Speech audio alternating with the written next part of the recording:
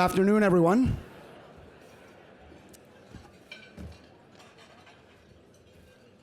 My name is Ari Pandis, and I am the Associate Dean at the Haskayne School of Business. And I'd like to welcome everyone to this signature event of ours, which is an amazing event, as you can see from the attendance and the audience. So thank you for joining us today.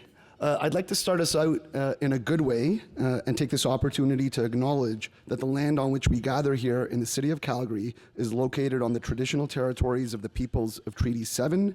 Here we work, learn, live and play on the traditional territories of the Blackfoot Confederacy, comprised of the Siksika, the Piikani, and the Kainai First Nations, the Tsuut'ina First Nation, and the Stoney Nakoda, including Chiniki, Bearspaw, and the Goodstoney First Nations. The city of Calgary is also home to the Métis Nation within Alberta, including Nose Hill Métis District 5 and Elbow Métis District 6. If you haven't eaten or started to eat, please do so now. The servers are quite prompt, as I've noticed myself. So I see many business leaders and supporters of the Haskayne School of Business in this room. Thank you for joining us today. I'd like to give a couple of shout outs, two in particular at the head table, and acknowledge Andrea Morris, who is the Vice President of Development and Alumni.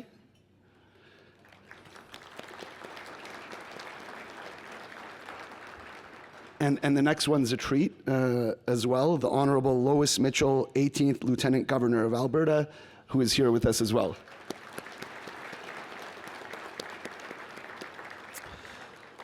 Of course, I'd like to thank PETRONAS Canada for its support of the Haskayne School of Business, which enables us to bring international thought leaders to Calgary and allows us to host, as I said, this signature marquee event of ours. I know as soon as the announcement goes out, it's quickly in my calendar, because it really is a treat. This is the 8th event in this series, and today we will explore geopolitics, energy, and geoeconomics. Can Canada compete in a new age of economic warfare? We've got our distinguished guests, Edward Fishman, Robert Johnston, and Jackie Forrest. And of course, I'd like to give a big round of applause to PETRONAS Canada for, again, sponsoring this.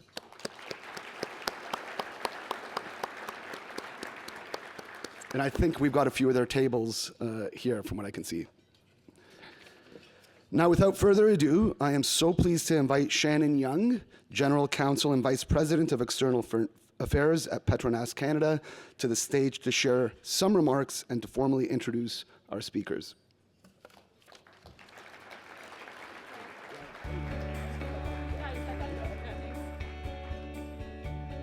Excellent. Thanks very much, Ari. Thanks for the warm welcome, and good afternoon, everyone. On behalf of PETRONAS Canada, it's my pleasure to welcome you to the PETRONAS International Energy Speaker Series. PETRONAS is very proud to partner in this event with the innovative and future-focused Haskayne School of Business. It is remarkable to consider how the dialogue about energy has shifted over the 8 years of the speaker series. We've moved from discussing market outlooks and the pace of an energy transition to grappling with the erratic and unpredictable behavior of our closest trading partner, and now to considering how Canada fits with a new economic and political order, one where energy is increasingly intertwined with geopolitics and national security. This year's theme couldn't be more relevant. Canada's strong economic and diplomatic ties with our closest ally have for decades fostered stability and prosperity for Canada. However, the past 13 months have demonstrated the vulnerability of this approach to our economy and to our national sovereignty. We're in an era where economic policy tools are being weaponized, and the stability and the prosperity will belong to nations that can turn resource abundance into market access quickly, reliably, and at scale. These circumstances raise the question of what is or what should be in Canada's economic arsenal. I have some thoughts on that I will share. Broadening and accelerating energy development in Canada is imperative. market diversification is critical. Having 75% of Canada's natural resource exports to one trading partner has created this vulnerability. So as we look to advancing a national strategy, LNG provides a particularly important opportunity for Canada. As we know, global demand for LNG is growing, especially in the Asia-Pacific region. And Canada is uniquely positioned to serve that growing demand.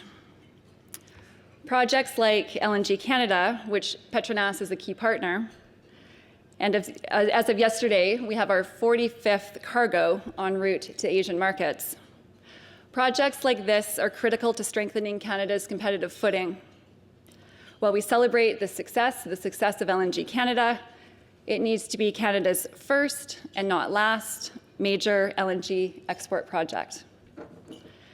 We have seen an encouraging shift in narrative from our governments, both provincially and federally across the country, and willingness to address the restrictive, uncompetitive policies and lengthy and uncertain regulatory processes that have held back development and investment over the past 10 years.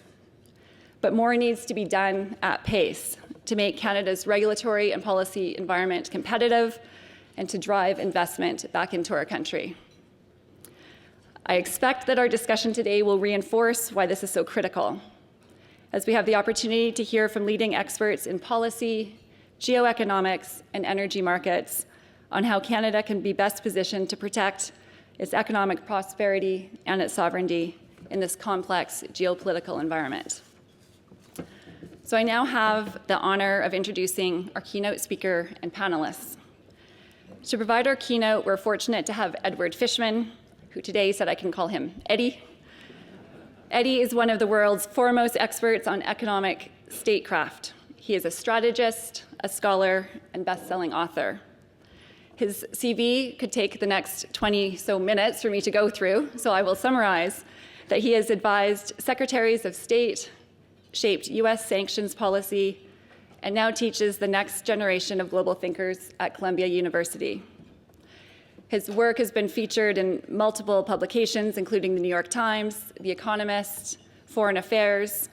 I'll point you to an article 2 days ago in The Guardian on how to stop Trump bullying your country, which I think was a letter to Canada.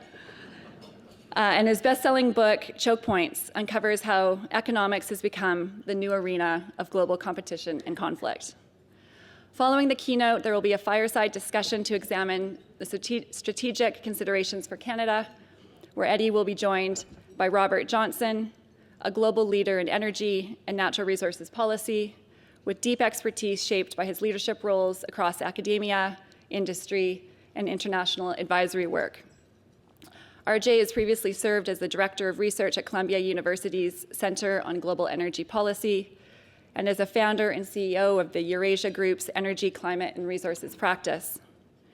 We're very pleased to have RJ back in Calgary, where he's currently the Director of Energy, Natural Resources Policy at the UOC's School of Public Policy. He also serves on the Canada-US Trade Council and the Trilateral Commission. Moderating the discussion will be Jackie Forrest, the Executive Director of ARC Energy Research Institute and Managing Director at ARC Financial Corp, where she leads the Strategic Investment Research team. Jackie is widely recognized by most in this room as a sought-after author and expert commentator on energy trends, and she's also the co-host of the outstanding ARC Energy Ideas podcast, where I think I've last year at this podium proclaimed that I'm the #1 fangirl of that podcast and the tremendous work and leadership by Jackie. So if you'll please now join me in welcoming Edward, or Eddie, RJ, and Jackie to the stage. Thank you.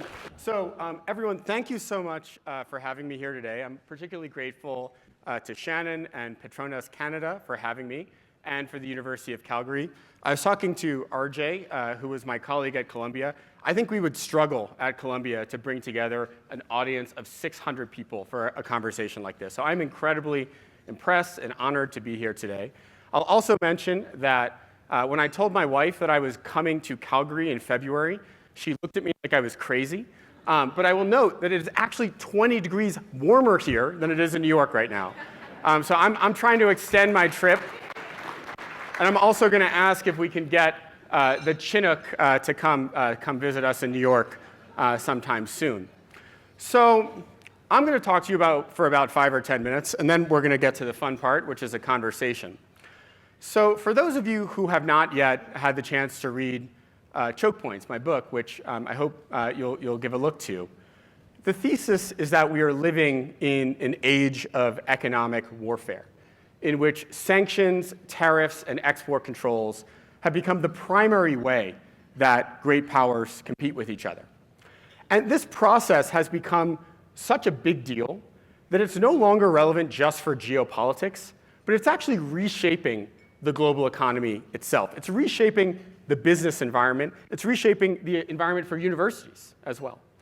And so what I'm hoping to get at in the next 5 or 10 minutes is to really zoom out, look at the macro question, how we got from the win-win era of globalization in the 1990s, the era, honestly, that I grew up in, the era where many of us sort of built careers, to this age of economic warfare. And then once we get to the fireside chat, we'll dive into some of the specifics. But before I talk about the current age of economic warfare, it's important to go back in history, because I'm sure some of you studied history. Economic warfare has always been a big part of how countries compete with each other. I, for one, when I was in university, I studied ancient history.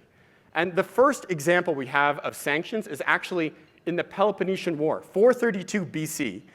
Athens imposed a trade embargo on their neighboring city-state of Megara.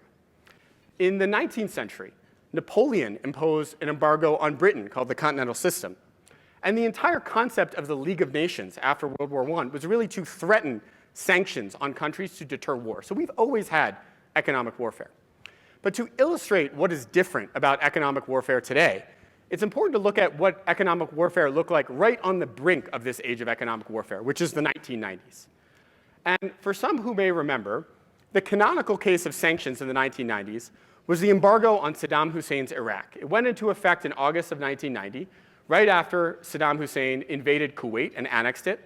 And it stayed in place for 13 years, all the way up until when George W. Bush launched the second bigger invasion of Iraq. The primary goal of that embargo was to stop Iraq from selling oil on the global marketplace. The way that it was implemented was through a multinational naval blockade. So for that entire 13-year period, you had sailors from 20 different countries commanded by a US admiral patrolling the Persian Gulf 24/7. And whenever they saw a tanker that they thought might be smuggling Iraqi oil, they would actually dispatch commandos in a helicopter to land on the vessel and inspect it to see what was in the cargo hold. The reason I bring that up is that as recently as the 1990s, in order to impose hard-hitting economic warfare, in order to try to stop a country from selling oil, you needed to actually deploy the military. This was run by the Pentagon in the United States. It wasn't run by civilians. Well, today, economic warfare looks a lot different. It's no longer commanded by admirals. No longer do you need the UN Security Council to have unanimity behind an embargo. All you need is the US president to sign a piece of paper in the Oval Office, something that takes 2 or 3 seconds, to impose devastating economic harm on another country. And that is a colossal change. It is a revolution in how economic warfare works. What's happened is that the threshold for deploying hard-hitting economic war has gone substantially down, because no longer do you need unanimity at the UN. No longer do you need to put US soldiers in harm's way, whereas the impact has simultaneously gone up. And how is this possible? It's because in the 1990s, when this embargo was being imposed on Iraq and the ships were patrolling the Persian Gulf, we also had something called hyperglobalization. This is when the entire world became enmeshed in this web built around the US dollar, on supply chains that much of which come through Silicon Valley, where we embraced China and Russia into the global economy. And what happened was we created these invisible choke points, these parts of the global economy in which one country has a dominant position, and there are few, if any, substitutes. Those of you who studied economics, this is comparative advantage. It makes sense, right? It makes sense for China to refine 90% of all the rare earths in the world, or for one country, the US, to provide a currency, the dollar, that's involved in 90% of all foreign exchange transactions. Or for a single Silicon Valley company, NVIDIA, to produce 80% plus of the advanced AI chips in the world. This makes sense if your goal is just economic rationality and dynamism. But it becomes less sensible when those can be used as weapons.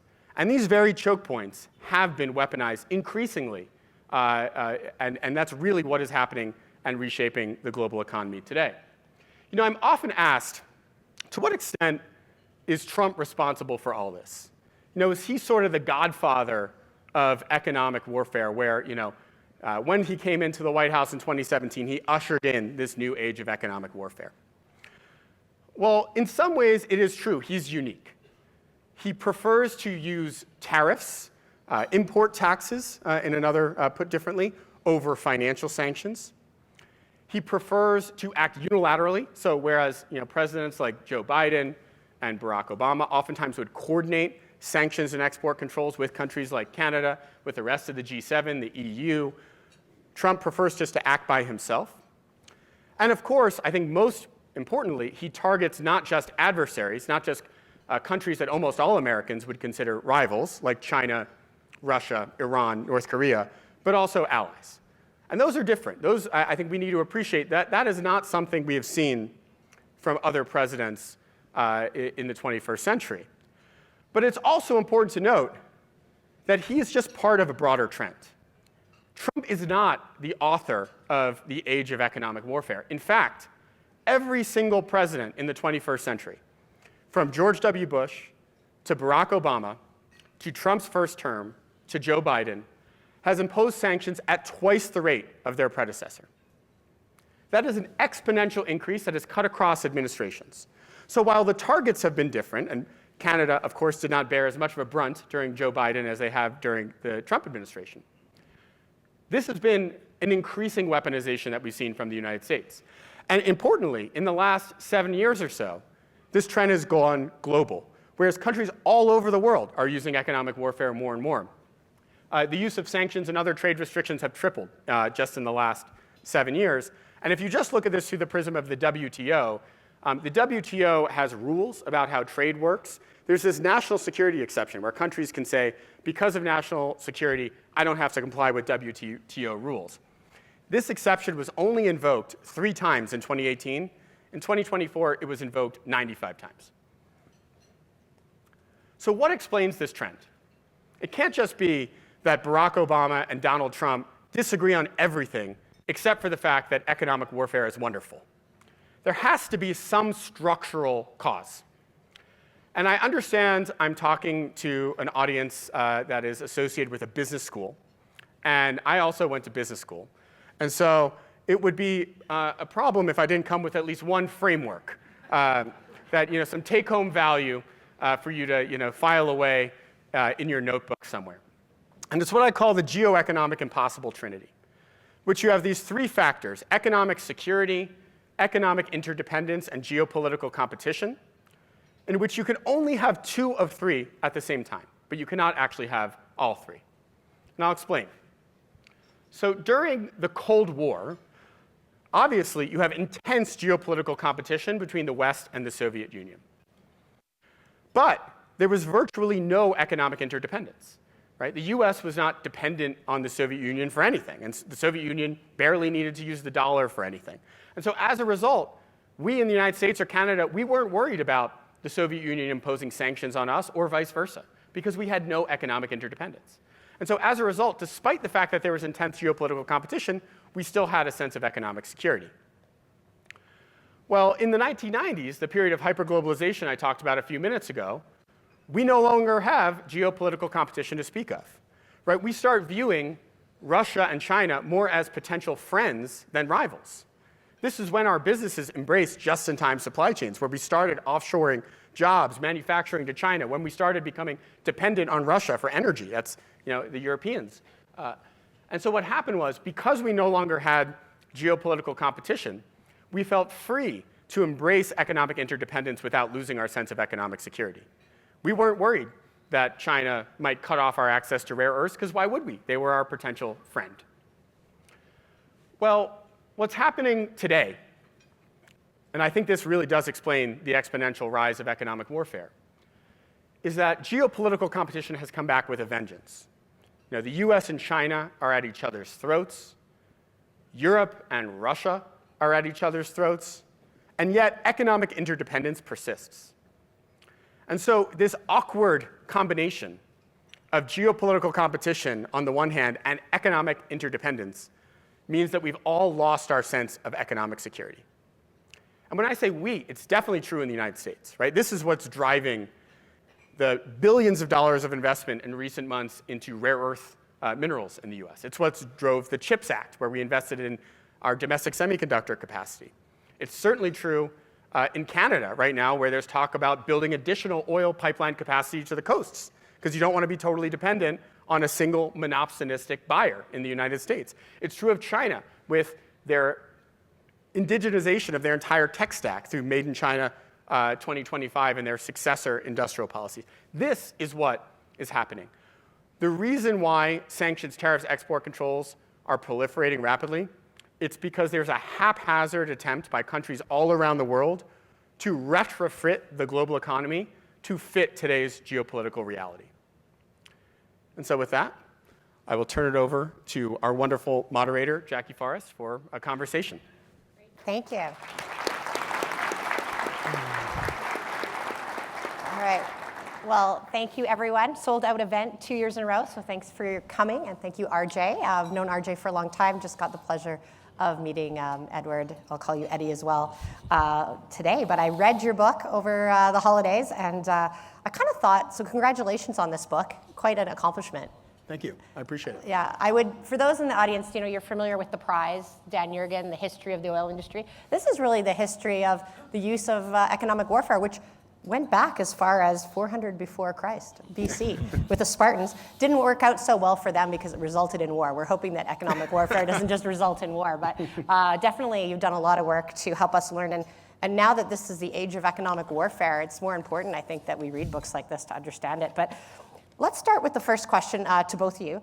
Your book was actually, you said you finished in November of 24, and then it was released in early 25. And so it goes through the history of how economic warfare has been used in many, many countries, but it never talked about tariffs.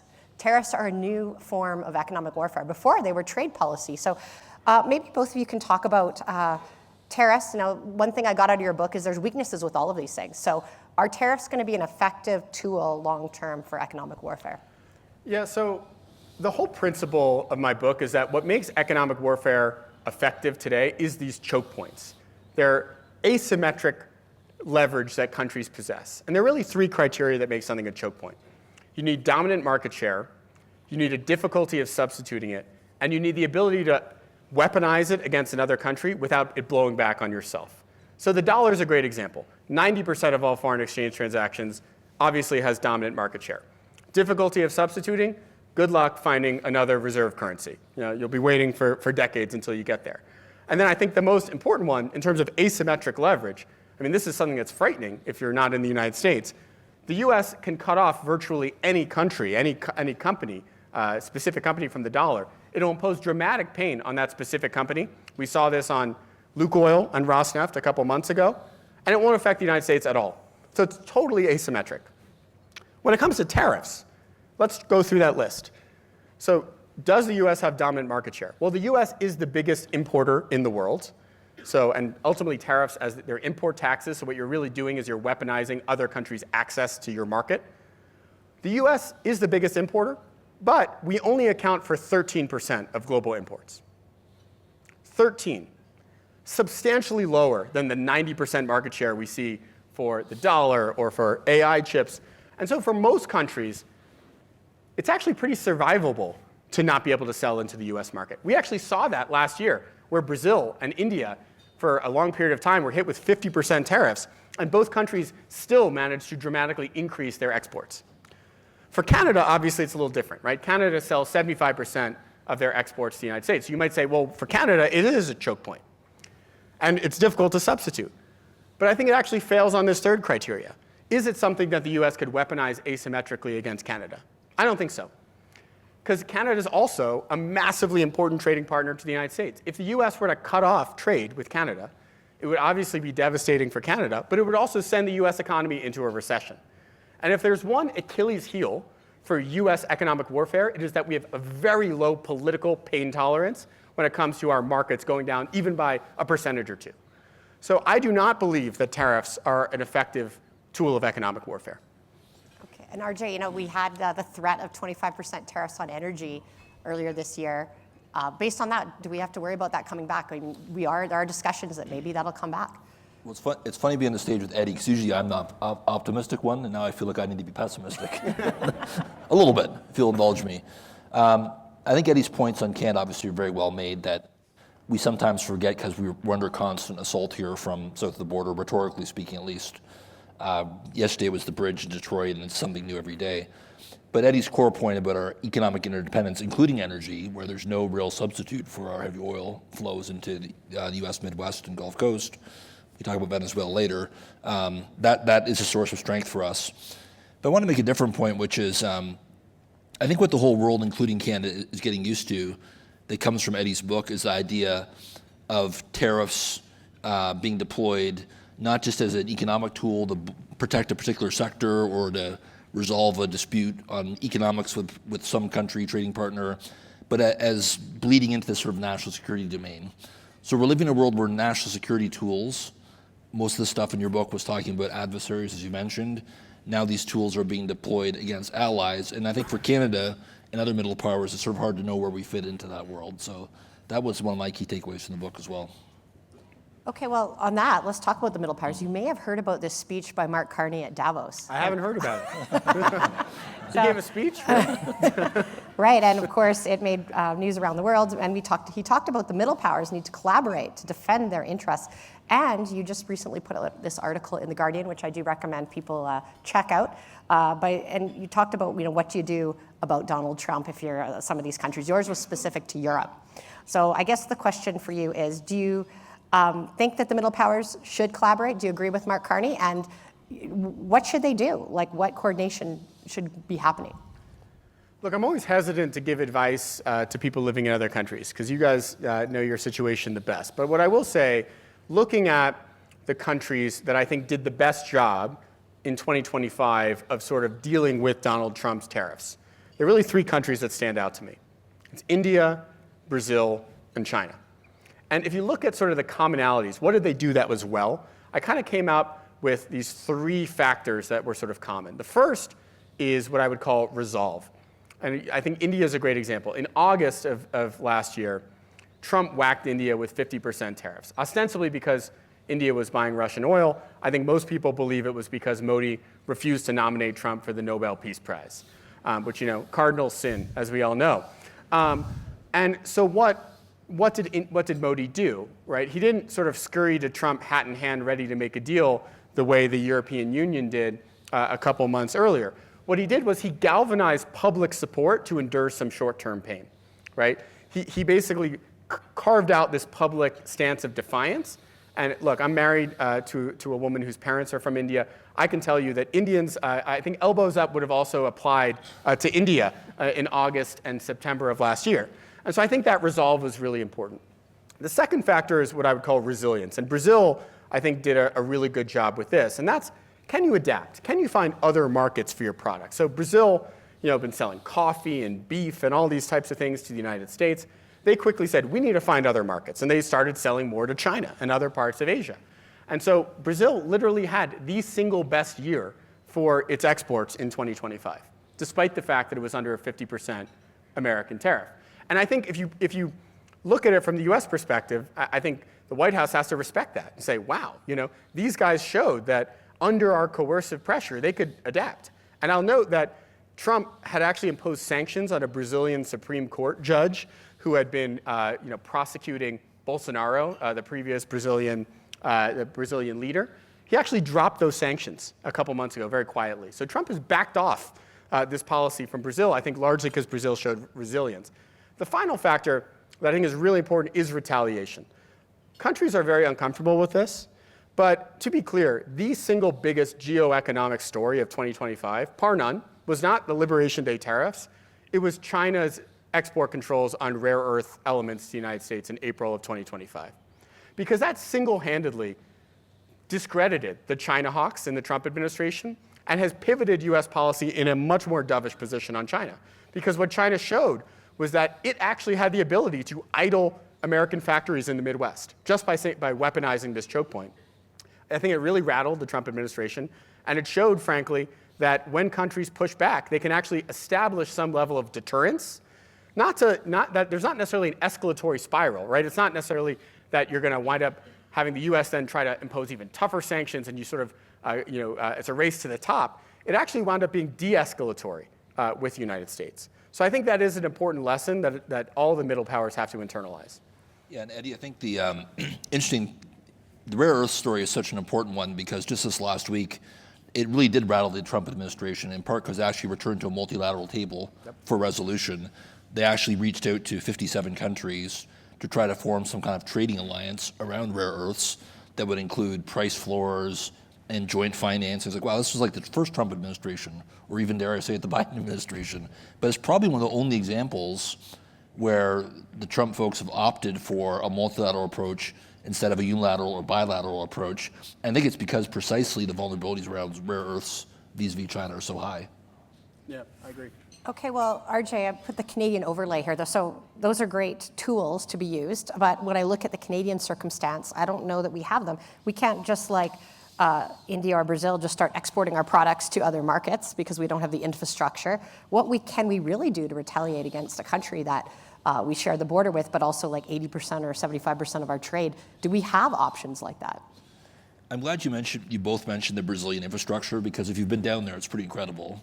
I mean, for 25 years, they've been thinking about how to get agriculture and metals from the interior to the coasts and on the world's largest vessels to China.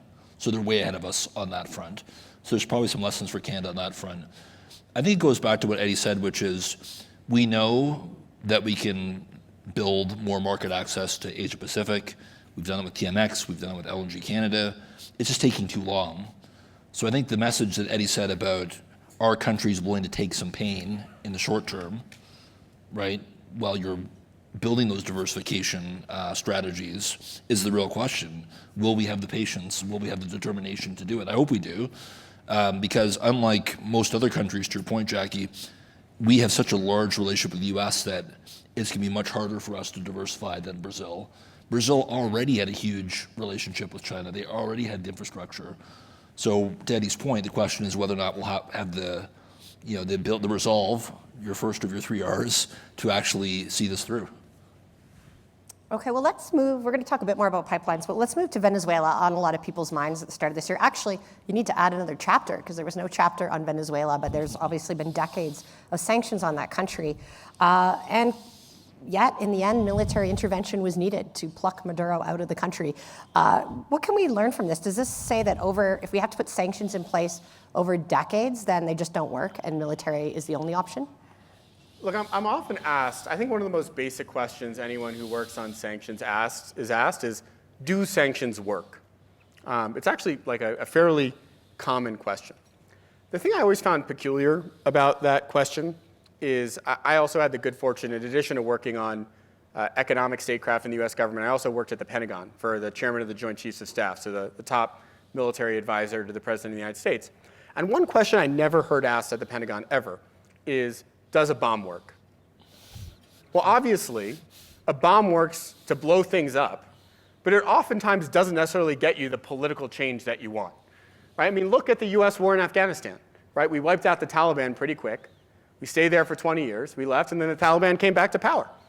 So what I'd say is that, generally speaking, coercive economic statecraft is really hard. The best way to judge sanctions is based on the purpose that you set out for them. What is your actual goal? If your goal is regime change, if your goal is to use sanctions to push another leader out of power, if I was your advisor, I'd say you better think of a different goal.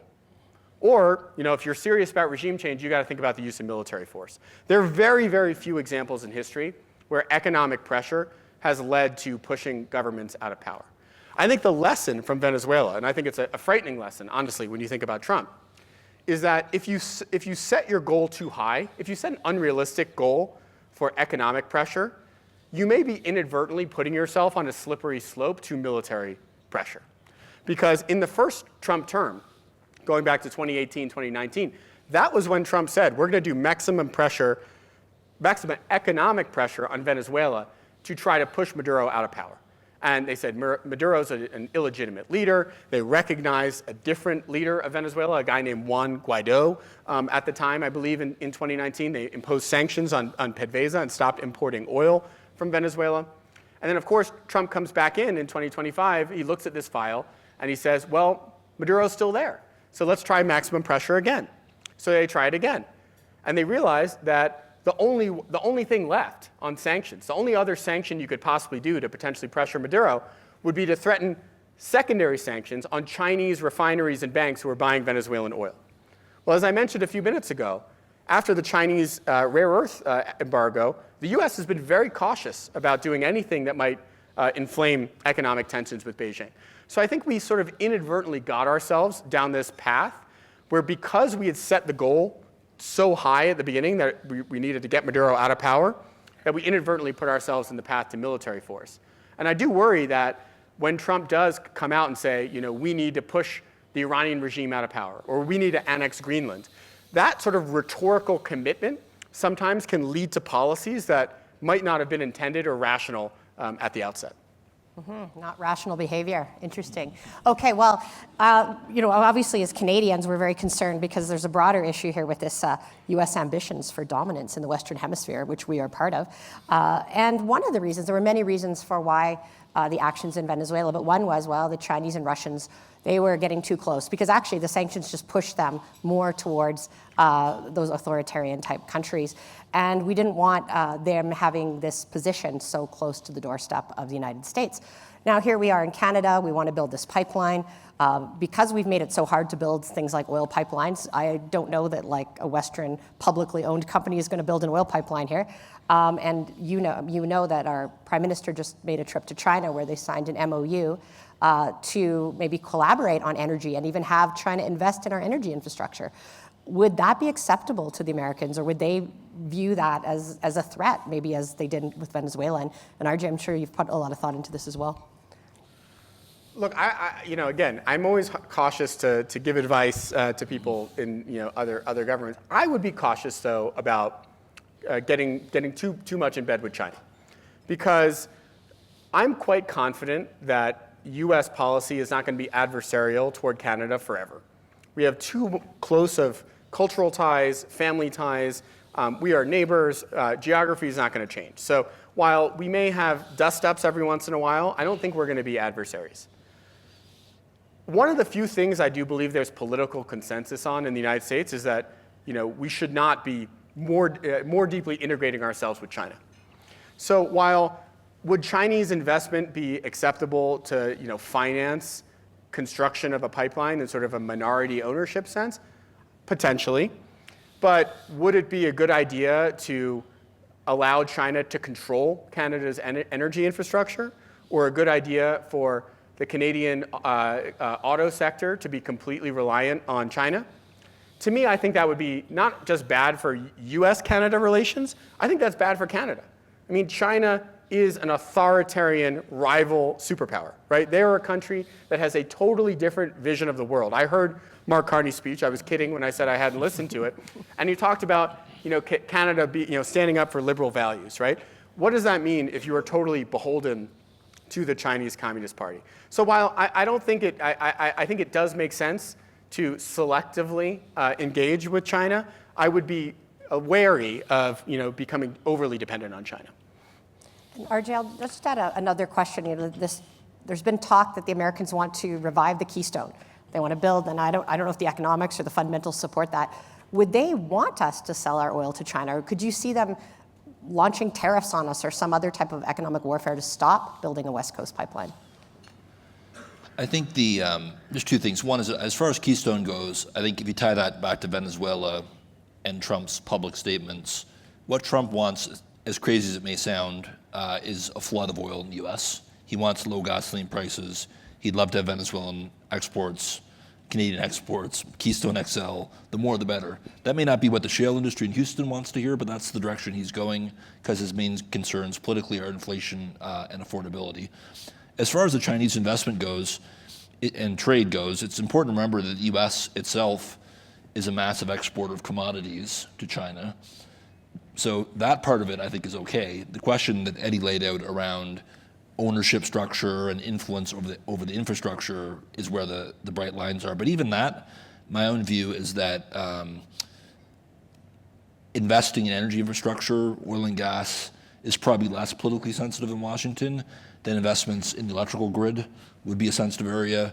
Investments in nuclear, critical minerals, electric vehicles, that's where the real tension points are in the US-China relationship. So I think the oil and gas, I think there's a little bit more room for cooperation. Okay, well, let's move over to Russia, another hot spot here in geopolitical warfare. Despite the fact that there has been sanctions on Russia, really right back to when Crimea happened in 2014, Russia seems quite resilient. If you look at their oil production, barely moved at all. And you talked in your book that the US and Europeans decided to use a scalpel instead of a sledgehammer and be very careful. And part of it was because the Europeans were so dependent on European energy. So do you think that, looking back on it, that they should have been more forceful early, and would have that changed the situation? Would Russia have backed off from the war? We definitely should have been more forceful early. And this one's pretty personal to me. Shannon, I can't remember in your intro if you mentioned this, but I was the Russia and Europe sanctions lead at the State Department during the Crimea annexation. So I was part of the team that designed and negotiated the original sanctions on Russia. I used to go to Ottawa quite frequently to talk to your government. And I think before I sort of answer the question directly, I think it is important to have some empathy for the situation we had at the time. I remember in late February 2014 showing up to my office at the State Department, and they have TVs showing CNN, Fox News, and you see the little green men raising the Russian flag over government buildings in Crimea. And we in the US government were learning about this at the same time that everybody else was on the news. And within 2 weeks, the Russian parliament formally annexed Crimea. So it was a very fast-moving crisis, and we in the West were just completely behind events, right? We didn't have any sanctions ready to go. We didn't have somebody who was working on Russia sanctions. Part of the reason I could get that job was because I could just raise my hand and say, I'll do this, because there was nobody else who was doing it at the time. And so we were behind events. I think the other thing that's important to note is that at the time in 2014, Russia's economy was actually bigger than every other economy the US had under sanctions combined. So we had 25, 30 other economies under sanctions. Russia's economy was bigger than all of those combined. So it was a totally different proposition. And we were extremely nervous that if we took out like the Iran sanctions playbook and just deployed it on Russia, that you would spike oil prices, you would cause a financial crisis in Europe, Europeans would go without heat. I mean, there were all these catastrophic scenarios that made us more cautious. So what we did was we aligned on these scalpel-like sanctions, which effectively what they did was they cut off the big Russian state-owned enterprises like Rosneft and Sberbank from capital markets. They said you couldn't refinance your dollar-denominated debt. And that mattered because at the time they had something like $700 billion worth of dollar debt. We in the West were financing the Russian energy sector, the Russian financial sector, the Russian technology industry. And the idea was, well, they would generate money and they'd have to use that money to pay down their debt so they couldn't grow in the future. Well, just to bring our memories back to 2014, if you remember what happens in the second half of 2014, the global oil price fell from $110 a barrel down to $50 in a few months. And so all of a sudden, the Russians who thought that they were going to pay down their debt with all these oil revenues, their oil revenues had been slashed in half.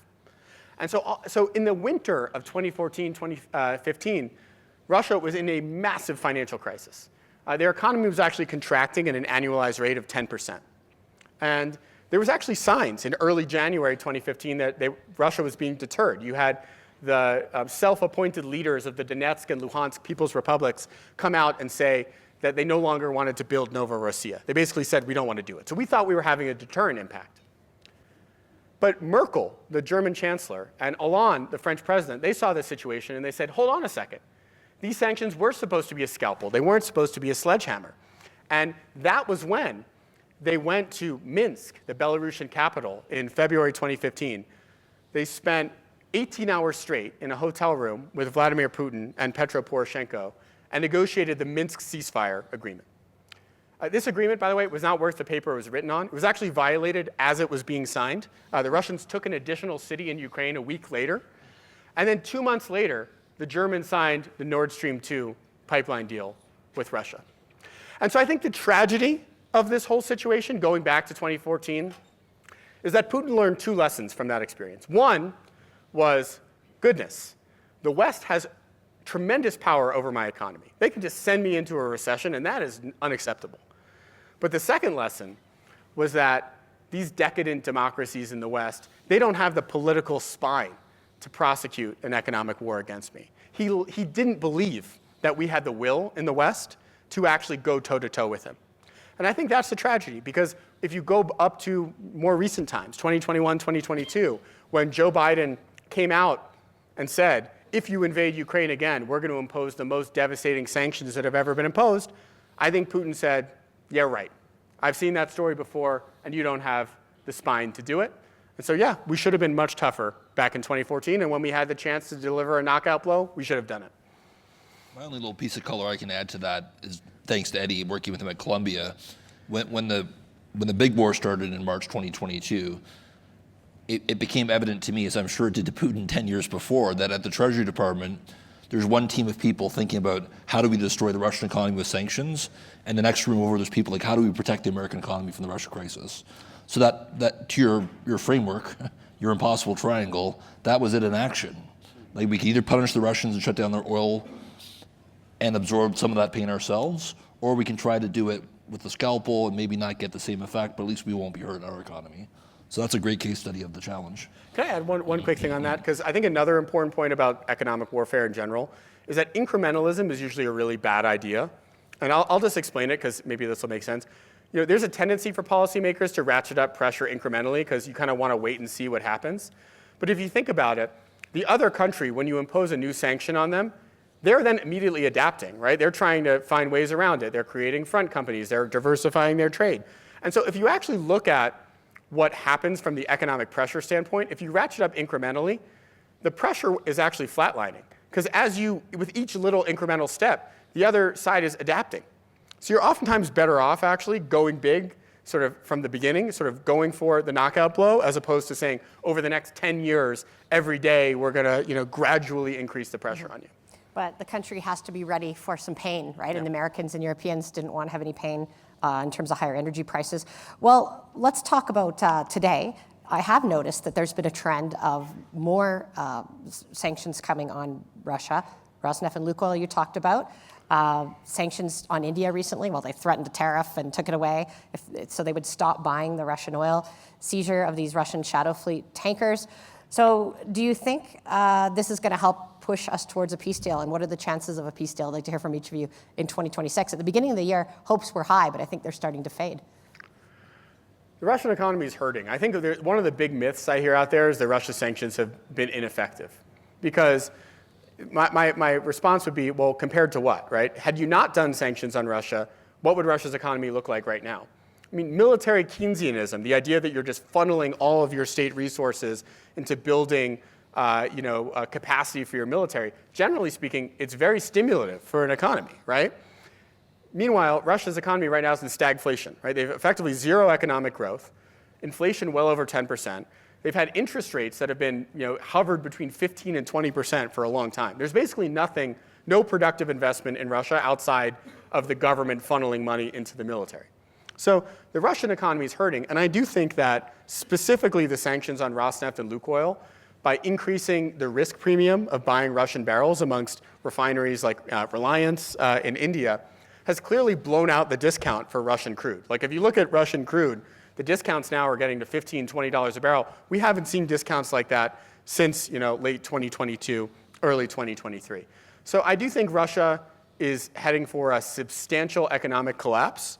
The question is, can we in the West kind of keep our political will behind this kind of a strategy? Right now, the weak link is clearly the United States, because Trump has never had this view that Putin is a bad guy. I think Trump would love, if he could, to find an excuse to lift sanctions and to start doing business deals with Russia. I think the check on that is that there's this very, very little political support for that policy in the United States, even within his own party. I mean, Republicans routinely say, we need more sanctions on Russia, more sanctions on Russia. So I think if Trump honestly could see the light on Putin and decide that it was time to put some more pressure on him, I do think we could potentially get a peace deal in 2026. But because I'm skeptical of that, because I do think that You'll still see Trump being a bit lukewarm about pressuring Russia. You won't see full-throated support for Ukraine militarily. I think we're more likely in some sort of a stalemate where this frozen, quasi-frozen conflict that has a lot of death on a daily basis keeps going on. Mm-hmm. Yeah, I would just add that the discount that Eddie mentioned, that's especially painful coming off of a $50 oil price versus an $80 oil price. Right, because of this cap policy, right? Yeah. So they're kind of getting hit twice at this point. And I would also echo what you said about the Trump administration. Because there's such an activist, kind of revisionist foreign policy, they're juggling a lot of different files, including with allies. So the ability to kind of focus and get some big deal done with the Europeans and Ukrainians and Russians seems to be pretty improbable. What do you think about the fact that we have lower oil prices this year, maybe, depending, we'll get to Iran next. But let's say the market is well supplied. We could have oil prices that are lower than right now. Do you think the Americans are more willing to push sanctions on Russia and get their production down, which still hasn't happened? Yeah, I think they're moving in that direction, and there may be some overconfidence there based on how much oil they think they're going to get from Venezuela versus what they're actually going to get, and how healthy they think the shale sector is versus how healthy it actually is. But yes, I would agree that within the White House, there's that sort of energy dominance narrative that suggests that maybe they can take some more risk with Russia. But as Eddie pointed out, a few days of rising gasoline prices, they might walk away pretty quickly. Yeah, especially as we come up to these midterm elections in November. Okay, well, let's talk about Iran. Obviously, a lot going on there. I would look at the Iran situation. There was that, in your book, you cited as an example in 2015 when the Joint Comprehensive Plan of Action was made that actually sanctions were a success and they did result in a change. But since then, Iran just can't stop wanting to pursue this program for getting nuclear weapons. And of course, we have the issue with the regime actually killing its citizens and Trump saying he's going to come to their rescue, but then doesn't show up yet. We have these current negotiations going on. Assuming they end in a failure, do you think the only way to deal with Iran is military action? And do you think the Americans are willing to do that? Yeah. I mean, going back to what I was talking about earlier with Venezuela, where a key point of whether you can be successful with economic warfare is, do you set the right goals at the outset? With Iran, from the George W. Bush administration to the Barack Obama administration, there was a very clear goal for the sanctions. It was stop Iran from getting a nuclear weapon. It wasn't, turn Iran into a democracy. It wasn't even, get rid of Iran's missile programs or get rid of their support for Hezbollah and Hamas. It was very, very laser focused on the nuclear program. And actually, one of the main characters in Chokepoints is a gentleman named Stuart Levy, who's kind of the architect of the Iran sanctions. He's a Republican Treasury official who was appointed by George W. Bush, who continued into that role in the Obama administration. So you really had this bipartisan consensus. And the Iran nuclear deal was ultimately the fruit of that. It was, we're not going to say that we've sort of turned a new leaf with Iran, but we are going to say that we're very confident that under this deal, their nuclear program won't progress. And what I'll say is, the International Atomic Energy Agency routinely verified that Iran was complying with the nuclear deal, right? They did not restart nuclear enrichment during the period that the JCPOA was in effect. Trump, when he came in 2017, said it wasn't that sanctions didn't work. It was sanctions were working so well that if we only did more sanctions on Iran, we would get an even more comprehensive deal that didn't just touch on the nuclear file, but actually also made Iran say we're no longer going to support Hezbollah. They said that we're no longer going to persecute our citizens and stuff like that. And that was the maximum pressure strategy against Iran in 2018. He pulls out of the JCPOA unilaterally, reimposes sanctions on Iran. Well, what happens? For a year or two, the Iranians say, well, let's see, maybe the US will come to its senses. But eventually they realize they're not going to get back into this deal, and they start enriching uranium again. So by the time we get to 2025, Iran has over 1,000 pounds of high-enriched uranium, right? That's enough to build 10 nuclear bombs. That's way more advanced than they ever were, even before the JCPOA. And honestly, I understand why the Iranians did that, because they weren't, they'd cut this deal on the nuclear program, and then all of a sudden you had the major country, the US, pull out of it. And of course, I think what wound up happening in 2025 was the Israelis just said, enough is enough, right? We're nervous about this, and we need to take military action. I think Benjamin Netanyahu made a smart strategic bet that if Israel could take out Iran's air defenses and basically clear the path for American airstrikes, that Trump ultimately would want to be seen to be part of a successful operation. And so I don't believe that Trump had coordinated Operation Midnight Hammer, where you actually bombed the Fordow nuclear facility in advance with Israel. I think the Israelis sort of acted first and then sort of begged for forgiveness instead of asking for permission. I think what we have now is these protests in Iran were incredible, right? I mean, some of the biggest protests we've seen against the Islamic Republic since 1979, incredible courage for these people taking the streets, protesting a regime that is completely corrupt, that is a terrible regime, that has no business running that country. The problem is that the regime is extremely well armed and willing to shoot at protesters, right? I mean, reports are that maybe as many as 10 to 15,000 people were killed in just a week during these protests. So the question for Trump now is, what do you do about that, right? Because I think the US is going to have to do something. It would really surprise me if there's no military action this year. I think there's going to be some level of military action. But there's not really great options, because if you take out Ayatollah Khamenei, you still have the problem that the IRGC, the Islamic Revolutionary Guard Corps, is armed and running the country. So it's not really clear you would actually get regime change. If you just attack their military targets, you hit some of their missile launchers, that kind of looks like a weak response. And then I think the big wild card, and one that I'm really watching for, do you try a Venezuela-style oil quarantine, right? Do you start interdicting Iranian oil tankers going out to global markets? I have a bit of a non-consensus view on this. This isn't being talked about much. I actually think there's at least a 50% chance that that happens. Because with the US having such a massive military buildup in the Middle East, I think eventually you're going to have to ask, well, why is it there? And I think the ability to sort of commandeer a bunch of Iranian oil and sell it might be something that appeals to the White House. So I think we don't have great options right now, but I do think that there is going to be some level of military action because we set this bar too high. We said we need to get regime change, and sanctions honestly are not fit for purpose in that respect. Well, and Venezuela certainly taking those oil tankers certainly hurts the country. RJ, what does it mean for the oil markets? I think a lot of people think if there's a regime change or some sort of change here where the nuclear program goes away, that there'll be more oil. What do you think, considering the circumstances, the chances that are, and what does that mean for oil prices? Well, I think a lot of the regional powers in the Middle East have interest in stability in Iran. And when you look back to the 1990s and where Iran was, they were poised to become the sort of major oil and gas provider to Asian markets. It didn't happen mostly because of sanctions. The Qataris took a big piece, the Saudis took a big piece, and then years later the US started export as well.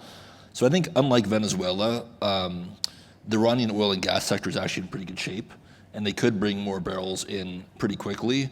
I agree with you that security and regional stability and the transition to whatever the next government looks like would create some uncertainty, but I think they're actually pretty well positioned to bring more barrels on quickly. So I would actually bet on them a change of regime in Iran being actually a bearish effect on oil, although I certainly acknowledge there's the possibility that it could get caught up in some kind of civil or regional conflict.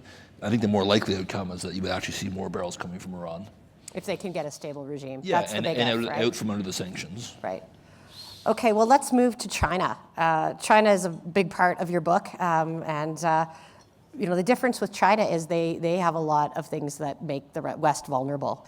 And if you think about, today, they have the critical minerals, they have clean energy, a lot of the inputs to clean energy, not just the critical minerals, but a lot of the technologies that go into it.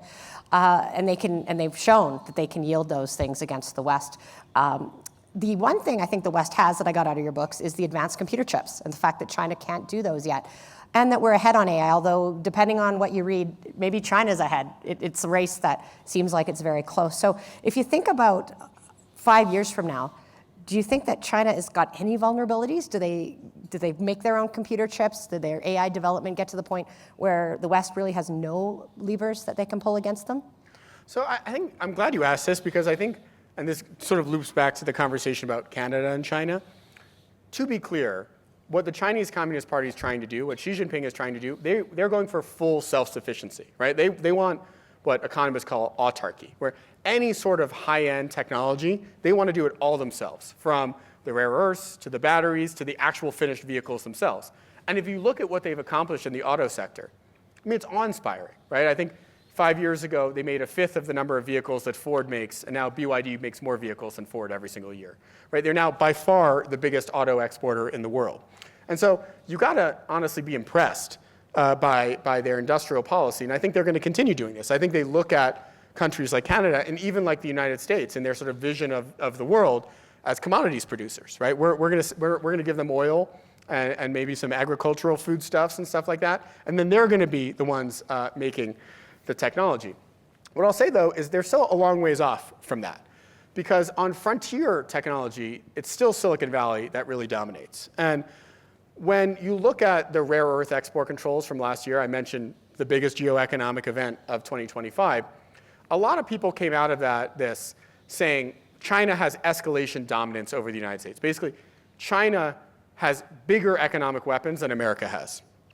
And I actually think that's not right. I think the US still has more economic leverage over China than the other way around. I mean, China is completely dependent on the dollar for its foreign trade. One of the most interesting statistics that I came across when researching my book. So China is by far the world's biggest exporter. I think 120 countries consider China their top trading partner. And yet, only 30% of China's own trade is settled in RMB. So they settle 70% of their trade in the dollar.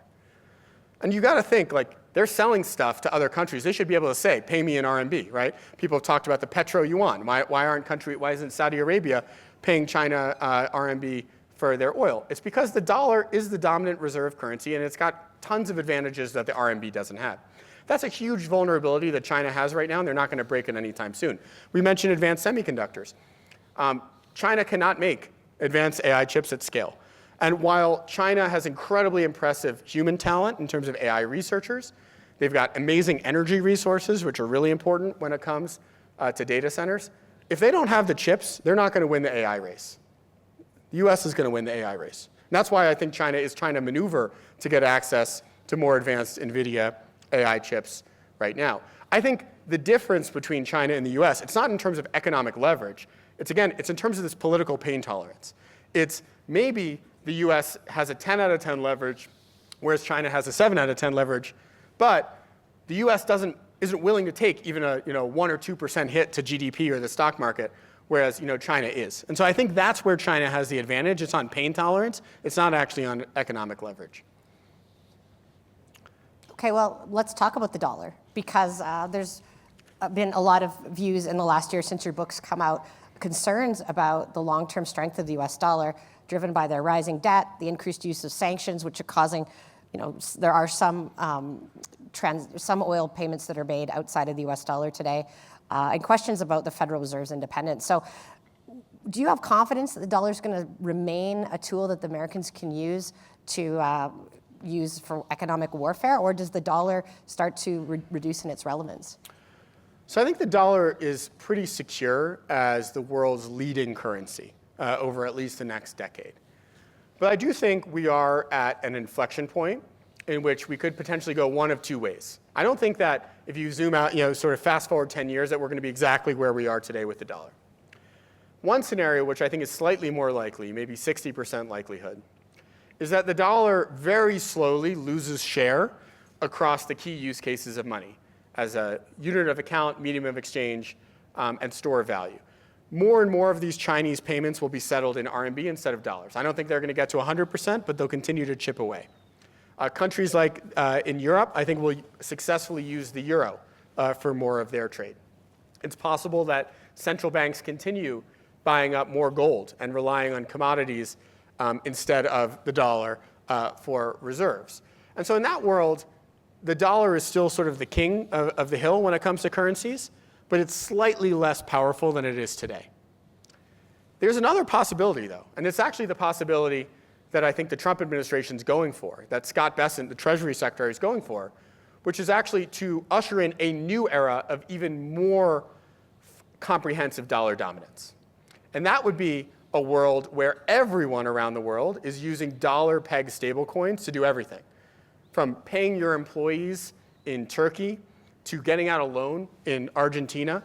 And something that I don't think has been given enough attention is that within just a few hours of Nicolas Maduro turning up a few miles from my apartment in New York in the Metropolitan Detention Center in Brooklyn, the State Department came out and said, now would be a good time for Venezuela to adopt the dollar and dollar-pegged stablecoins as their own domestic currency.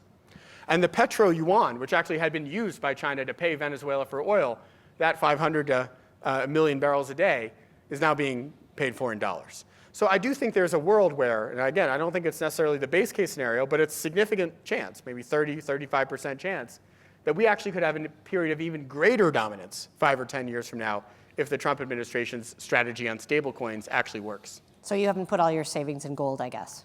I wish I had, because I'd be doing very well. And look, I think that there is a role for diversification. I'm not saying that the dollar is totally secure, but I think that we're not quite at the point yet where I think the floor is going to fall out from under the dollar. Okay, we only have a little bit of time left. Let's talk about the negotiation of our free trade agreement, the CUSMA, or as you call it, the USMCA, on your side of the border. There's a lot of concerns around that in Canada. Today, we are protected from a lot of these tariffs because many of our products, almost all of them, are under the free trade agreement. What do you think the chances are that the US keeps that agreement in place, or do you think that they cancel it, this year? I'll go first. I'm curious what RJ has to say. I'm quite confident that this will be renewed. A point that I think, RJ, you mentioned before. In Canada, I can imagine that sometimes it feels like sort of sitting ducks, so vulnerable to this giant economic power south of you guys. But it's important to note that the economic relationship between the US and Canada is actually not one of one-way dependence. It's not one where Canada is totally dependent on the US, but the US can kind of say, we no longer need Canada, right? As I said earlier, if we were to cut off all trade with Canada, if we were to have massive tariffs on Canada, that's going to send the US economy into a recession. That's going to be terrible for manufacturers in the Midwest who are relying on supply chains from Canada. It's going to be terrible for our refineries who are dependent on 3 or 4 million barrels of crude oil coming from Canada every single day. I think ultimately, the reason why Trump backed away from his 25% tariff threat on Canada and Mexico earlier this year, why so much of the trade in 2025 was classified as compliant with USMCA, is because there's a realization in Washington that a rupture between the US and Canada would be really, really bad for the United States. Might be worse for Canada, but it would be so bad for us that it's not worth it.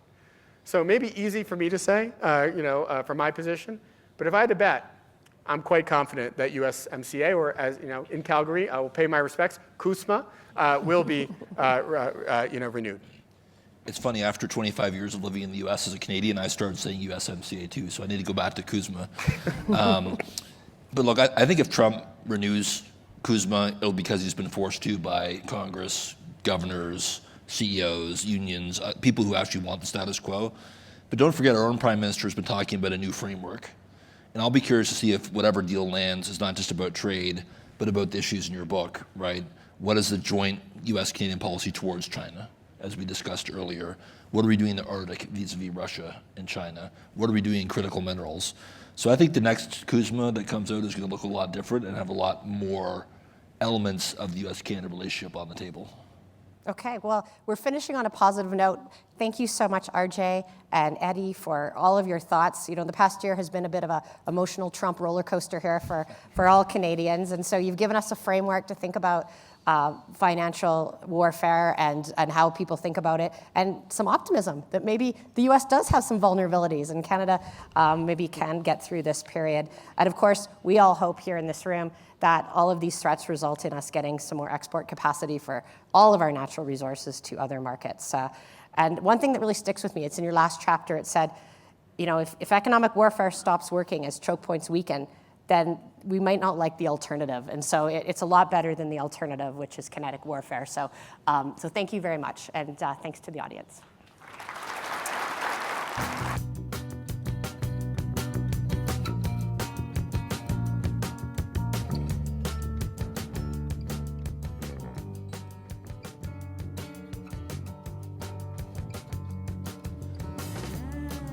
Thanks, everyone. Thank you, Eddie, RJ, and Jackie, for your insights today.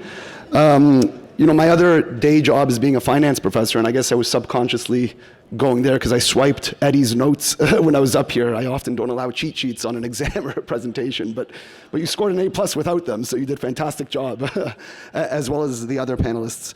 For those that are interested, there were a few plugs for Eddie's book, Chokepoints, so that is available for purchase in the lobby. It sounds like it's a fantastic read, and I look forward to grabbing a copy of myself and reading it. As a business school, conversations like today's reinforce the importance of our role preparing future leaders with geopolitical awareness, sound judgment, and the ability to operate in a complex global environment is a core focus at Haskayne. One of our core strategies is future-focused education. We are constantly thinking about our programs and building programs that meet the times, that get students ready and jobs ready. As I mentioned, my other day job is a finance professor, so I'd be remiss not to give a plug for a new Master of Finance program that we're launching that is set to start in September. So that is also going to be future-focused, and we're excited about that. I want to thank PETRONAS Canada once again for its support of the Haskayne School of Business. Thank you to our speaker committee for helping select our speakers for the event. Thank you to our team at Haskayne, the Hyatt and Encore staff for their work on this initiative. And thank you, most importantly, to all of you for joining us today in what was an amazing, insightful discussion. The Haskayne School of Business is Calgary's business school, and the engagement of this community is a cornerstone of our work. We encourage you to support the next generation of business leaders. If you're interested in mentoring students or serving as a guest speaker in our classroom, please complete a brief form using the QR code on the table, or I believe in the screens above as well. With that, I'll end the afternoon and have a wonderful rest of the day, and for Calgarians, an upcoming long weekend. Thank you.